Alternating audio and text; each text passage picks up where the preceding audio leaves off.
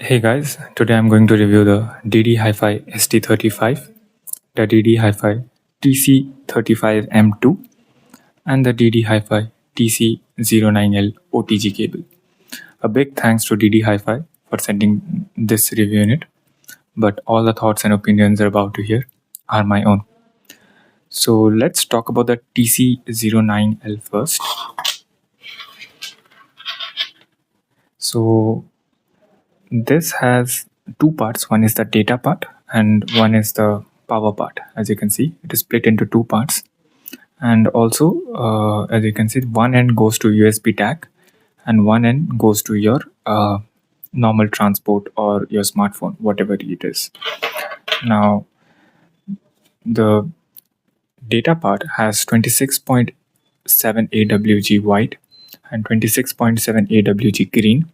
The core material is high purity lead pure silver, and the shielding material is lead oxygen free copper plus lead silver plated over copper free oxygen free copper cable. Now the power part has 25.6 AWG red into 2 and plus 25.6 AWG black into 2. The core material is high purity lead oxygen free copper, and the shielding material is lead silver plated over oxygen free copper. The length of the cable is 8 centimeter and weighs around 12.2 kilograms. Sorry for that. Yeah. So basically this is an L shaped. What it is meant to be is you can stack them up. It is very good for stacking. And there are two power lines, two cable lines. One is for data. I think so the above one is for power and the below one is for data. So yeah, and the entire shielding from outside is PVC. So it's done really well, and the length of the cable is quite nice. Also, this supports up to power of 20 watts, and I think so it also goes up to 30 watts in supported cable in supported devices, but I'm not sure of that. But 20 watts listed in the DDHifi website. When using this cable, do keep that in mind that when you are using the USB DAC, please put the USB DAC inside to USB DAC. Do not do it vice versa, or else it might not work, because the flow of data is from one side to another. That's why. And the flow of power is also from one side to another, from this to this. So this cable can also be used for charging. Let's say you have a power bank and you want to charge your smartphone. That time power bank will go to this side and your smartphone will go to this side, because the flow of power is from this side to this side. So do keep that in mind. So that's the TC09L. The price of this is $50. Yes, it is expensive, but if you have some expensive dongle DACs or any other stacking combos, it's worth the investment in my opinion, because it is very premium as usual from DDHifi, and it's done really well with proper strain reliefs and everything. So yeah, that's the DDHifi TC09L. Next, I'll talk about the DDHifi TC35 M2. I'll just be honest, when I got this, I was not quite impressed, because I thought that this is small and this will not be good. But this surprised me actually. The price of this is $35. It can supply power up to 45 milliwatts in 32 ohms. And they haven't mentioned the DAC chip, but if I'm not wrong, this uses a Realtek chip, and the SNR is greater than or equal to 112 dB, weighs around 3.6 gram. So this has only one port, that is 3.5. This also supports mic and CTIS standard, basically, which means that you can use your mic controls like play, pause, volume up and down if your IEM has it. So that's nice. $35 is a bit expensive. That's what I thought too. But as I used it more and more, I did appreciate the design and the sound I got out of it. Basically, whenever I recommend any budget dongle, it's always the FiiO KA11 at $30. In terms of sound, the FiiO KA11 sounds better than the DDHifi TC35 M2. But what the TC35 M2 does is, as you can see, the size. It's really small, so you can just use your IEMs and plug it in any USB-C device. That works really well.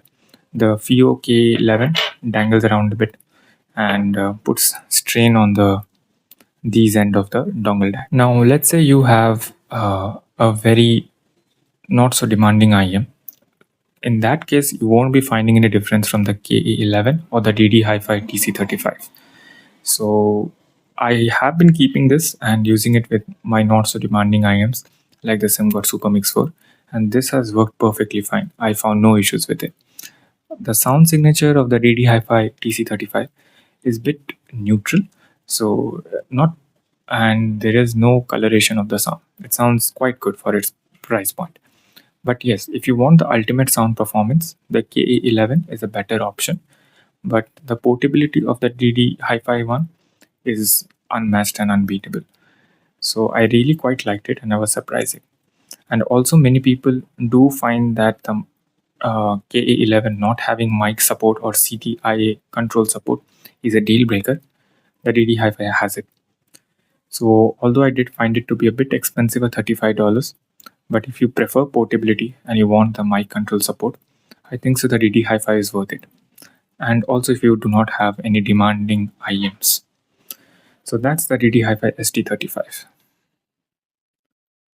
Now let's talk about the DDHifi ST35 Eartips. So the DDHifi ST35 Eartips is these, the green ones, this one, and these cost $10. Now why I'm excited about this is because for $10 you get this fantastic ear tip box wherein you can keep your extra ear tips like I have done, and also you get these ear tips, the DDHifi tips. I have used this before. These are really good.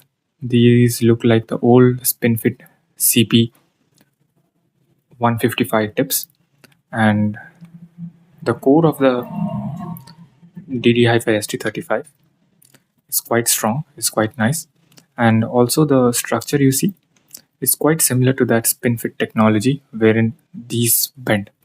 So anytime you have any issues with any IEM fit, the DDHifi ST35 is a very quick, cheap solution, because many of the ear tips like the Divinus white bore, the Divinus tips, the Asla, and many others, they're quite expensive.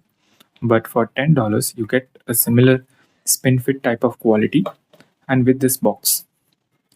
The SpinFit tips, if I'm not wrong, they cost around $10, $9 per one pair. But the DDHifi ST35 gives you S, M, and L with this box, with this fantastic box. So for price wise, it's really worth it. In terms of sound, it doesn't change the sound for most IEMs, but for some IEMs, they did increase the bass and did reduce the treble a lot. So for bright sounding IEMs, this was really good. Many IEMs which has deep fit, I found ear tips to be a bit iffy, but the DDHifi ST35 did solve that issue when I used their smaller variant, the smaller size. So that was really nice. And the most important thing is, even if you do not like the ear tips, you get this fantastic ear tips case. I think so that alone is worth its price. That's the review of the DDHifi ST35, the DDHifi TC09L, and the DDHifi TC35 M2. If you have any comments, please do comment below and ask. I'll try to help you out. 94% of the people watching this video aren't subscribed. So I would really appreciate if you could like and subscribe. That would really help me out a lot. And it's a great way of supporting me for free. I hope you have a great day ahead. Bye.